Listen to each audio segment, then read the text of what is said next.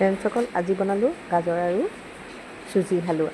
কেনেকৈনো বনালোঁ প্ৰথমৰ পৰা শেষলৈকে মোৰ ভিডিঅ'টো চাব বুলি আশা থাকিল আৰু আপোনালোকৰ লগতো অকণমান শ্বেয়াৰ কৰিলোঁ।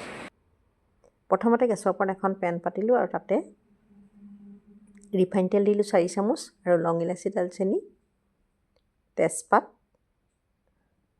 কাজু কিচমিচ আৰু দিলোঁ কাঠবাদাম, কাজু বাদাম সকলোৰে অলপ অলপ দিছোঁ।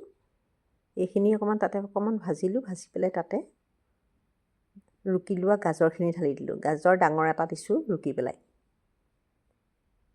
এতিয়া এইখিনি 5 মিনিটমান ৰঙচুৱাকৈ ভাজিম। গাজৰ সিজি যাব আৰু ধুনীয়াকৈ ৰঙচুৱা হৈ যাব। এতিয়া ইয়াতে মই চুজিখিনি ঢালি দিম। এতিয়া মোৰ ভজা হৈ গ'ল।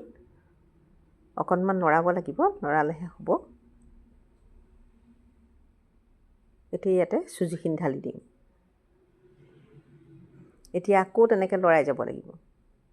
লৰাই চুজি আৰু গাজৰ সকলোবিলাক মিলি যাব। তাৰপাছত মই 1 কাপ গাখীৰ গৰম কৰি ঠাণ্ডা কৰি থৈছিলোঁ, কুহুমীয়া হৈ আছে। এতিয়া সেইখিনি তাতে ঢালি দিলোঁ। এতিয়া এইখিনি লৰাই অকণমান দেৰি লৰাব লাগিব। প্ৰায় 10 মিনিটমান সময় লৰাই যাব লাগিব। লাহে লাহে কম জুইত লৰাম, তেতিয়া খাবলৈ ভাল হয়। আৰু তাতে গুড় দিম আৰু চেনি দিম 2 চামুচ। আপোনালোকে অকল চেনিও দিব পাৰে বা গুড়ো দিব পাৰে। এতিয়া এইখিনি লৰাই যাম। চেনি আৰু গুড় দিলে কালাৰটো অকণমান ধুনীয়া হয় আৰু গাজৰো দিছোঁ, অকণমান ৰঙচুৱা হয়, দেখিবলৈ ভাল হয় কালাৰটো আৰু খাবলৈও টেষ্ট হয়। গতিকে এতিয়া মই 1 চামুচ গাই ঘিউ দি দিম। তেতিয়া খাবলৈও ধুনীয়া হয় আৰু গোন্ধটো ভাল লাগে। গতিকে আপোনালোকে এনেদৰে বনাই যাব আৰু ভাল লাগিলে লাইক, কমেণ্ট, শ্বেয়াৰ কৰিব। এতিয়া দেখিছেনে কেৰাহীৰ পৰাও এৰাই আহিছে। এতিয়া মোৰ প্ৰায় চুজি হালোৱা হৈয়ে গ'ল। আপোনালোকে এনেদৰে বনাই খাবচোন, বহুত ধুনীয়া হয় খাবলৈ।